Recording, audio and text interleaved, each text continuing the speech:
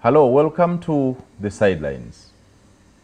Right from Hotel Africana, as always, my name is Sir Simon Muyanga Lutaya. In this special edition, I bring you Counsel Male Mabirizi, who received a myriad of questions from our last show and is here to respond to many of these questions, but specifically about his fundraising drive. I want to welcome you, Counsel Male. Thank you so much. Good afternoon. Thank you. You have a myriad of questions, but many people would like to know, one, first of all, from the questions I've gathered from our online platforms, what prompted you to petition the removal of the age limit? Of course, it is what prompted me is the deteriorating change of goalposts actually, in this case by Museveni and generally by the Ugandan government. You see, here we are. We had Museveni in 1986 who was saying that now I'm going to rule you for only 4 years because the problem is overstaying in power. 4 years, which he says I'm not yet ready, I'm extending. In 1995, we sent out 2 terms. In 2001, he says this is my last term. You had Bida and Sali making even adverts that please help Museveni, this is his last term. And then from there, in 2003, then he amends the constitution. He starts the process, and in 2005, he amends it. So the goalpost was changed. Then when you come to 2017, now in 2016, we know that now this is his last term because of age. And he was saying, actually, this is my last term. Then he changed the goalpost. But that may not be a big problem.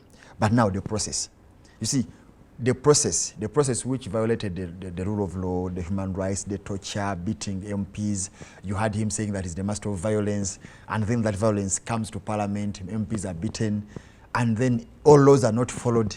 That's what Mabirizi said, actually, I should now challenge this. And maybe personally, I went to parliament several times to attend that session. I was blocked. So they were passing a law for the people, but people were being blocked from entering. They blocked from entering parliament? 2 times. 2 times. And that's why? Did they know you? Affidavit. No, I was a Ugandan. I went there as a Ugandan. I said I want to go to the gallery. They said no, you are not allowed. They did not allow you to go to the gallery? Yes, 2 times. And that is in evidence. And so it was not rebutted. Government was saying, yes, the speaker has the powers to limit who enters the gallery. So that's the situation. So how did you go about this? In other words, what process did you follow? Finally, when you made up a decision to go to the... You see, the process is simple, especially if you know the law. Article 137 of the Constitution is clear. I say that if you have anything, you are saying that it's unconstitutional, you petition the Constitutional Court. Then there are rules, which I followed. I drafted my petition. It took me, I think, because it was passed on 20th in the night. So the 21st, I spent 21st working on that. And on 22nd, my petition was read and I filed it. Because it's me who had the evidence. As quick as that? Yes, because this is something, you know, the Constitution is on my fingertips. I know what the Constitution says. The rules are on my fingertips. I knew what these people had done since the process began. So I could easily make an affidavit on that, and then the petition went there. What could have been the obstacles during and maybe after filing the petition? You have finally agreed, you have filed the petition. What were the hardships in Of course, the main hardship is money. You see, even if that's what I was telling Katrebe, that you see, you cannot say that if a person files a petition, he must pay security for costs, moreover, in favor of government. So you have to pay 200,000 shillings. That is security. Then add on printing, because you have to make several copies. Then add on even other expenses. Of course, I don't have legal expenses, but then printing, you buying, do this and this and this. So you end up that filing a petition, you may need minimum, if you're doing it yourself, 1 million shillings. And now the question is, this is not your personal interest matter. This is not your land going. So that maybe, basically that is it, because even others, then we go to Mbale again, it's expensive. You have to sleep, you have to do what and what. I think it was the process is expensive, essentially. Which people could have supported you in this? Essentially, these costs initially, of course, I used my money. And then my few friends and relatives. You could say, now I need this. Then someone could give you 200, 100. And then we survived until when we went through. But of course, mainly my personal money, because if I put my name somewhere, then I must defend it. Now, if I fail to defend it, then nothing can come out properly. But you seem to have been very strict to this. You seem to be fighting a protracted legal battle. Have you received any threats from government whatsoever in your life? No, I will not lie. I will not lie. I've not received any threats from government or from whatsoever. that maybe my life is under threat because of legitimate. No, that one, not yet. So of course, government has not, you have not received any I have threat not, whatsoever? I have not, on a personal level. So that means government is free with what you're doing? No. Is that, you see, not, what I'm doing, not a plus for Mr. Museveni? No, what I'm doing is not given to me by government. This is an inherent right. I have an inherent right. But you have heard of governments where people are not allowed to enjoy their own rights. Where rights are curtailed. What are you saying? So what do you mean? If the road is one way and people are driving properly, so do you thank those driving in that one way? But when someone drives on the other side, that's when the traffic may come in. So I cannot say I thank Museveni for not threatening me. No, that's my right. Actually, when he does so, he will be doing something wrong. How many lawyers did you work with in preparing this, and who are they? The lawyers, I work alone. I work alone as a lawyer. No, Mabirizi. Yes. That you prepared this petition alone? Yes. I said, I sit on my laptop, I type something, what I want, I edit, other people I work with may not be actually lawyers. I may have a friend whom I say, now, how do you think of this? Then he advises me. But as a lawyer, I work as one lawyer. I don't have other lawyers where I will say that I work with this one or this one. No. Of course, you would be seeing them. If, for example, why do you do something which you cannot present? You would be seeing them maybe sitting around to see what I present. But I work alone, and you see, it is better. Of course, sometimes you may consult. I think that's why the suspicion. That's what creates suspicion. That you're working alone, but you are working so hard, like it's like you want to set a score. You have a score against someone. You spend your own money. You see, in Luganda, in Luganda, you have a proverb. Is it a saying that you see, if you're one man and you have your cock, do you call a village to kill it? I mean, to slaughter it? No. Assuming you are not yet married, don't you get a family? Don't you work so hard because I don't have a wife? So essentially, that's no suspicion should come out. How much? Actually, at the end of the day, that should show how serious I am on this cause. How much support have you received from the nation? Be honest. So much support. You seem to be fighting a lone battle. No. So much support. I don't tell people I'm not fighting a lone battle. Actually, this is a war. Only that maybe I have some battles, but I'm not fighting a lone battle. Maybe I'm a front commander of the battle. So many people there are supporting me. I've been telling you. As I was coming here, someone called me from Museveni and he said, I have 5,000. I told him send. He sent it, 5,000 shillings. But he says I'm supporting the cause. Someone sent 1,000 from Busia. People are there supporting. How many judges do you have at the Court of Appeal? There were 5? East African Court of Justice. Court of Appeal, 5. We had 5. We had 5. Yes. And only one. Did any of them find sense in any of the things you presented? Actually, they did. All of them agreed with us. All the 5 are saying, yes, there was breach of the procedures of Parliament. Violence was bad. The difference is the conclusion. All of them are saying people are not consulted. The difference is the conclusion. All of them are saying people are beaten. In Parliament and at Larry's, the difference is some people say like Dolo and his team there say, yes, even if they were beaten, the law should remain. At least that part where Museveni should stand. That's the difference. Do you remember the names of the 5 judges? Of course, those are my fingertips. No, Alphonse. Owunye Dolo. Alphonse Owunye Dolo, the Deputy Chief Justice. Yes. Justice Then Kasule. Remy Kasule. Then we had Elizabeth Musoke. Justice Elizabeth Musoke. Then we had Cheborion Barishaki. Cheborion Barishaki. And Kakuru. And Kenneth Kakuru. So the first 4 say they refused to allow the entire law. Kakuru said the entire law has to collapse. So that was and for you found that single Kakuru ruling gave you the courage to continue to the Supreme Court. Of course, then I had a winning card actually, although it was one, and you can see. Yes, you see. Don't you think he could have been wrongful now that the 4 did not see what he saw? No, but now he has been supported at the Supreme Court. 3 more are saying yes, and would have agreed with Kakuru. Yes, of the 3 more, there is a professor of law. A jurist at the international level, actually. I read she's a member of the International Council of Jurists. So there's a Professor Chirukubinza who is saying this is right. So don't you see that had I stopped at Constitutional Court, then Kakuru would not have been supported? People would remain thinking that maybe Kakuru was a selfish person, maybe he had a personal grudge with Museveni. Probably those could, but at this level, he was supported. And this is the same thing I'm telling people, that let's now try to support these 4. Let's try to support Professor Chirukubinza. Let's try to support Mugamba. Let's try to support Mwangusha and then Kakuru and the South African Court of Justice. Because then if it argues with them, then it will be clear. And for me, I have a problem with people who generalize the judiciary, saying that the judiciary is, you know, it has people who are thieves. But there are these some individuals who stand out. You have the Kakurus, you have the Professor Ichirikuminza, you have the Mwangusha. So we must respect them and say that we get more. How long did you have to wait for the judgment? The deliberations and the judgment? In the South African court? No, in the Court of Appeal. They delayed, of course. Normally, we finished hearing on 19th April. They were supposed to give us a judgment within 60 days. That would be 19th of June. They gave us a judgment on 26th July. So they delayed.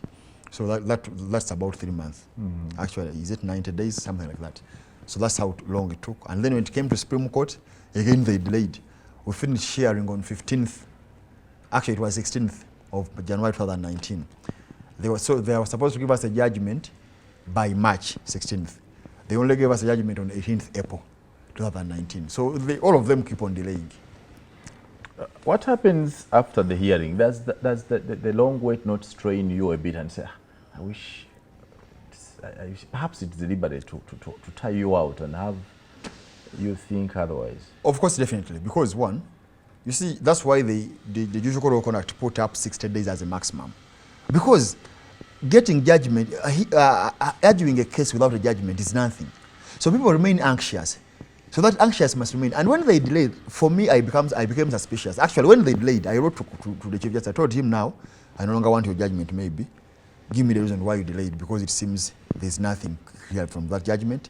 That's breach of rule of law. Why don't you give me the judgment? And you saw it came out. Limit provided under law. And I'm told that actually he was still negotiating with who should now be among the four.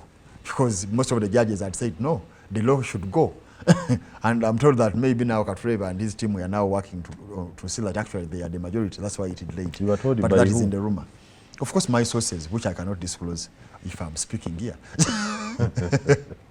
But you are saying how I felt when I was waiting for the judgment. What then, having lost at the Court of Appeal? Having not declared a winner. Having not been declared a winner, because I don't want to say having lost. Personally, I know I won, according to the information I have. But then some of you a lawyer, I am a teacher. I have had the opportunity to teach literature in some schools. And not law. And not law. So I'm saying, having lost at the Constitutional Court. Yes. And at the Supreme Court.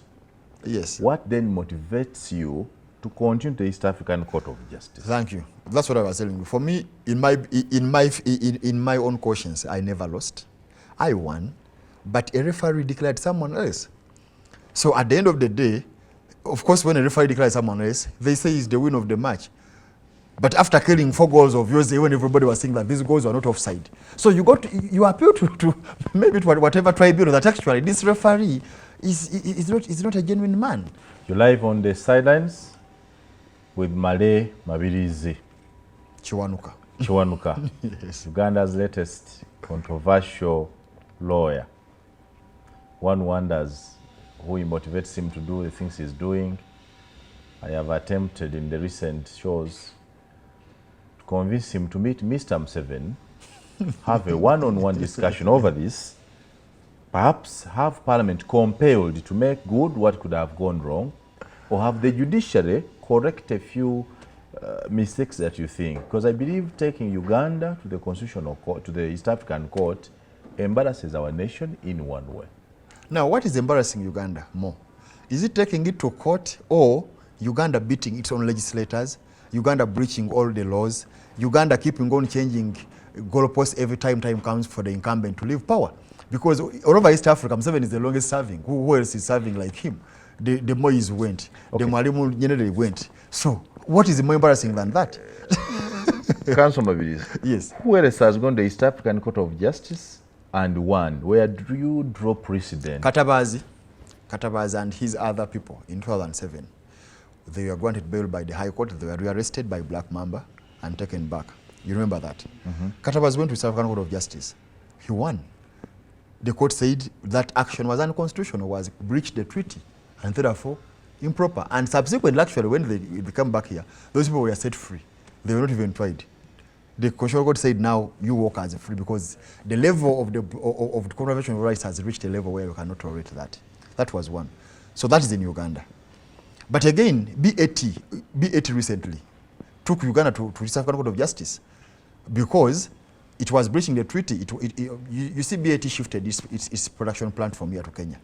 So there is a way URA interpreted some things and started treating those cigarettes as imports from outside the East Africa. So B.A.T said no, this is now you're breaching the treaty and the protocol. They went there, they won URA, and they said the assessment of 325 billion shillings was quashed.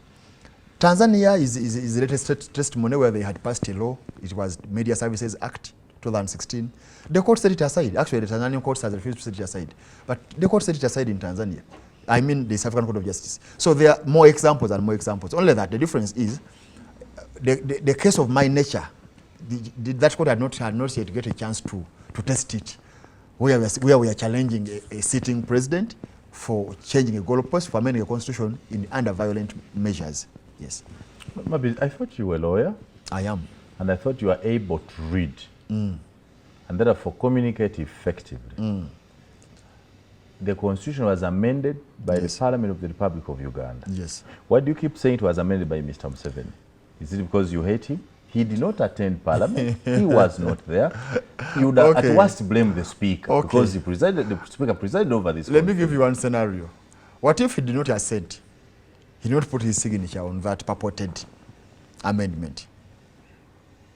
Because you're even saying Museveni himself made a purported assent illegally. Because the Constitution says that there had to be a referendum for him to assent. That's what the Professor Chirikumiza is saying. You had to go for a referendum. You had to separate the sittings with 14 days. He had to have two certificates from the Speaker and from the Electoral Commission. You don't have the one for the Speaker, for the Electoral Commission. The one for the Speaker had only 4 articles being amended as opposed to the 10 articles. So the Museveni, in his normal senses, if he was normal and not actually politically interested, how could he come to sign? And this is the same Museveni who said he commanded the UPDF to beat the people. He's the commander-in-chief of UPDF. But again, he said at a rally that NRM is the master of violence. When he was meeting, I think the youth was at a museum, then he said, NRM is the master of violence. So how do you? And is the sole beneficiary? Assuming, actually, someone told me when he was He's not the sole beneficiary. He's the sole beneficiary of that people of his age. And Mr. Mabirizi, you must be widely like read. who? Like who has ever contested beyond 75 years? We have had elections here. So who has ever come and contested beyond 75 years? How old? You have one? How old is Donald Trump? You see, that's America. He was 70. He was 70, I think, by the time of election. But we draw international practices and examples. You see, constitutions... Law is benchmarked on these. Constitutions are made depending on the circumstances of a country. America last had a civil war sometime back in 17-something. But even then, they were fighting colonials. Okay. Here, we had our own civil war. So, okay. Sincerely speaking, what would be wrong with somebody aged 75 from assuming the presidency? Actually, to me, somebody 75, of course, is liable to several diseases. When you look at Museveni as he is, do you see him a healthy person? You think he's sick? He's sick. Even extreme age is sickness. Because extreme age is sickness? Yes, of himself. Are you a Muganda who knows something like Bukademagezi? Do you know how that proverb ends? No. Takuwulira kya mukaddiya. So, bwaba yali mugezi lwaki yakaddiwa? That's one of the interpretations. Takuwulira kya mukaddiya. So, but essentially, you see, this is a country with, I was telling court, we have 63 tribes in Uganda.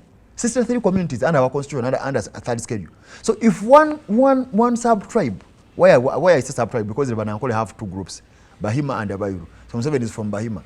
So one sub-tribe if rules for 40 years. So when will the 63 rule this country? And when will the equality come in this country? So this is our own constitution, which we have our own sittings. But apart from there, let's look at the procedure. If you are amending our constitution, how do you amend it? Do you beat people? Do you break the laws? Do you refuse to close the doors? Would you blame Museveni for the mayhem caused by legislators themselves? Yes, because you commanded persons we call honorable members of parliament who know that they are in a honorable place and choose to behave unhonorably. It's normal. It's normal for MPs to fight. I've seen it in in what is this country? Eastern Europe, Erdogan, where Erdogan leads. Where Erdogan is the president. That country. I've seen it in many countries. Even in Kenya, MPs fight. But when they fight, they can sort themselves out. It's not the army to come and beat them because they are fought. So if I fight you, is it the army to intervene? No. So if MPs fight, that is, and Parliament is, you know, it is a place where people. What do you expect from the East African Court of Justice? I expect success. I expect success. Because at least I'm sure the evidence is there, the laws are there, and I have 4 judges who are saying this thing is illegal. I expect success. That's why I'm going there. And the success is that court to say actually the process was illegal and contravened the treaty, and therefore the law is null and void, as they did to Tanzania and as they have done to in some other How many cases. people are you working with in this project? Of course, I said I'm the lead. I'm the lead commander.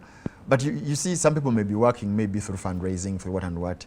Paperwork, I'm the one person. Maybe I can just have some people assist me, but it's my work. Are you safe? I feel that safe. You are fundraising within Uganda, where government is watching for a cause against this very government. Are you safe? I'm telling you, my right to fundraise. Because my right to fundraise actually comes from my right to associate. So my right to associate is not given to me by Museveni or his government. It is God-given. So for me, I do what I'm supposed to do legally. So if they want to do an illegality, that will come. As I told you, I'm going to move out to 50 towns to fundraise. I wrote to them, to police, I'm waiting for them. So for me, I feel safe unless they do otherwise. How much are you hoping to raise? My budget has 394 million shillings. That's what I'm looking for. You're looking for 394 million shillings? Yes. For both courts? No. For the first instance division of the East African Court of Justice. I may win. If I win, the cost becomes cheaper. If I win and the government appeals, then I may just need to fly there and sit there. Maybe prepare some few notes and then defend my judgment. Why have the other lawyers not joined you? I don't know. The Kwagos, the Rakafuzis, the Wandero Gallos who are with you at the Supreme Court. I don't know. But why have they abandoned the court? I don't know. But those lawyers work on instructions. Maybe they've not been instructed by their clients. I don't know. For me, I work on my own instruction. When I feel that I'm not satisfied, I can go there. I've gone there. So I cannot answer for them. I don't know. Does that not ring something in your mind that perhaps you are fighting a futile war? No. It may ring something in my mind that actually Museveni is a strong man here. That you see, people even fear fighting him outside. But who are these other petitioners? These are MPs. The other one is Uganda Law Society. So all these are are people who are linked to government. Uganda Law Society is set up by an act of parliament. So these are MPs of Uganda Law Society. So I cannot work within their mill. For them, they are politicians. Probably they are working on their campaign in 2016. To me, I don't believe in that election in 2021. For me, I don't believe in it. So we have different attitudes and opinions. What's the time frame within which you have to raise this money? I think now I'm waiting for their reply within 45 days. After 45 days, I will have to rejoin. Now, within 14 days after my rejoinder, we will have to travel to Arusha. So I think around July, I will have to travel. So I need the money. But of course, as it comes, I keep on doing what I'm supposed to do, printing, doing what and what. But maybe I think by July, I need to have got that money. And I'm still hopeful that at least because this is May. How much have you raised so far? I will not disclose that. All I can confirm that people are sending money. I can disclose maybe how many I've sent. I can tell you that I've received as low as 1,000, and I've also received as high as 730. That's one I can disclose. But telling Museveni that I've collected such and such money, no, I will not. Maybe for purpose of gratitude, who so far has been your biggest contributor? Who has sent the biggest amount of money? I will not speak the names, but that was from the diaspora. That's what I can say. But I will not tell you that this was so and so. Somebody from the diaspora sent you. So there are a few people who see sense in what you are doing. They actually not few. The majority see sense in what I'm doing. And maybe, and some can, say sacrifice and say, now listen. And they're saying, don't relent. Go ahead. And we shall go ahead, of course. Do you intend to stand for any political office? Not when Museveni is the president. I may look into that way after Museveni is out. I was telling you, and I've been telling people that the electoral process here is a mockery. It's a mockery. It is a process to justify Museveni's rule. So for me, I cannot participate in that election where you cannot verify the number of voters, you cannot verify the results. You can, he purported to bring his money, those machines. How were they calling it? Something. VV something. Voter verification machine. Then they asked Chigundu, how can we verify how many people put in their thumbprints? He said, you cannot verify. So how can I go into that system? So for me, I cannot. Actually, right now, I'm seeing it as a platform to mobilize people. That's when Museveni can allow you to move within 3 months throughout the country, telling people that actually we are even there, because now we cannot allow you. Even if you say I want to talk to women in my village, he will not allow you. So maybe that platform is also good. But me, I cannot go and present myself there. Yes. So you have no political ambitions as of today? Until Museveni leaves power. Then I will start to decide. Right now, I'm doing my own things. So then who are you working for? For Uganda. I'm working for this country because this country actually paid for me my fees. I'm actually saying, which foreign country or foreign force could you be working I don't need a foreign country. Actually, these foreign countries cannot support any political cause. No. They cannot even give you even 10,000 as long as you are saying that I'm fighting Museveni. They will not. This country is ours. The duty to protect our constitution is Ugandan duty and not any other. What is this personal vendetta you have with Mr. Museveni, against Mr. Museveni? His dishonesty and keeping on changing goalposts. Maybe if you call it personal, but I think that's his character. He's a dishonest man. So if you're dishonest, to me, even if you're my friend and then you become dishonest, I can't try. So Museveni is a dishonest man. You're watching The Sidelines, live from Hotel Africana. I have Lawyer Male Mabirizi, who is running a fundraising drive to take his East African, his anti-age limit petition to the East African Court of Justice. It's already there. It's already there. It's number 6. You have already filed? Yes, of 2019. I filed on 3rd of March, and I served the government on 6th of May. You have already served the government? On 6th of May, I served them, and I'm waiting for their response. So I'm not looking for money to file. No. You have filed. I'm looking for money to help me prosecute it. How do people contribute? Essentially, we have, I think, 2 platforms. One, we have, the most popular is mobile money. Why I want mobile money is because we are in a war with Museveni. That's why I don't want a bank account.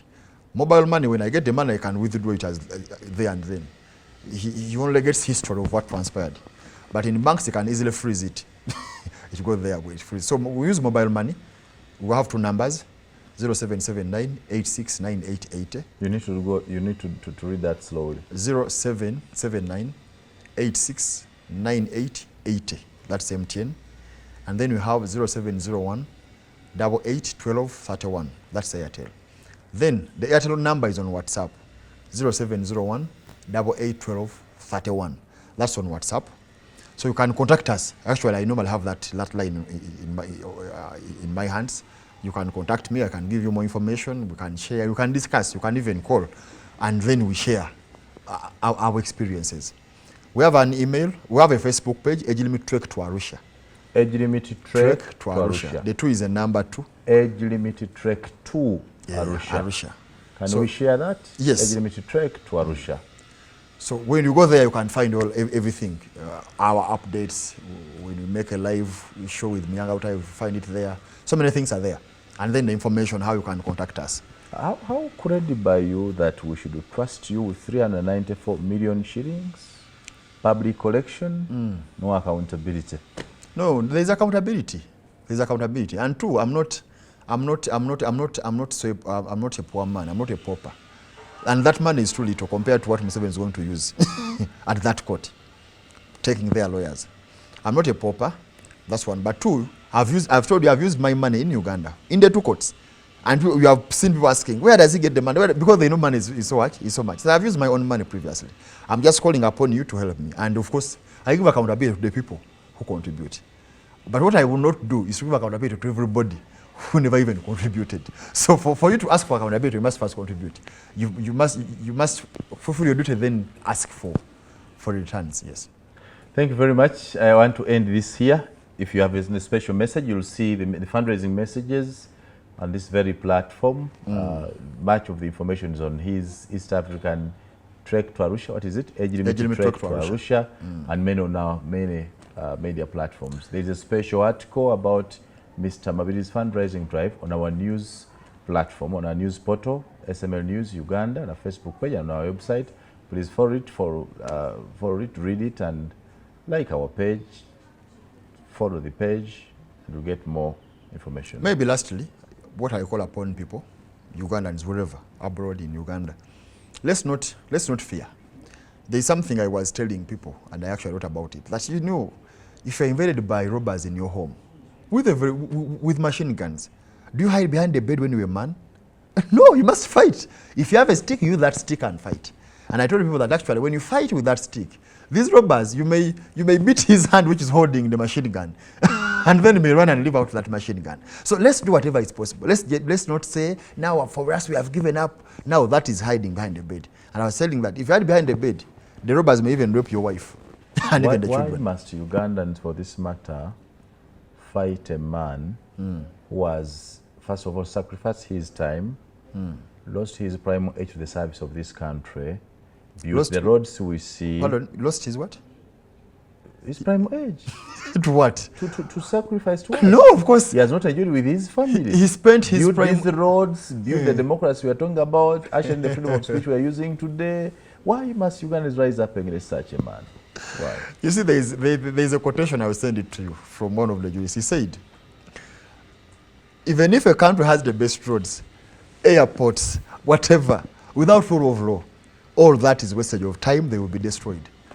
The sidelines. Yes. On the SML News page, thank you for watching us. More later in many coverages to follow. My name is Sir Simon Muyanga Lutaya.